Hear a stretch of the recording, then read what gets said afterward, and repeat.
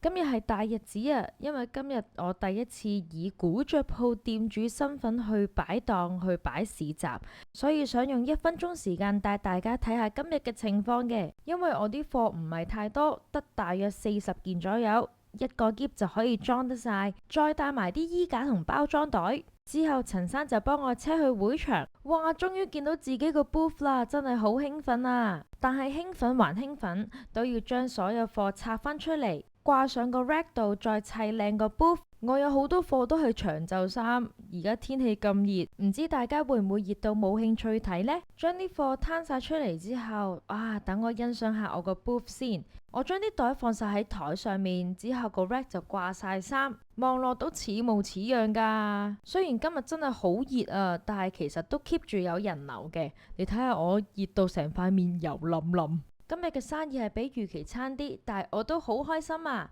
睇下下次會唔會再有機會見到大家啦〜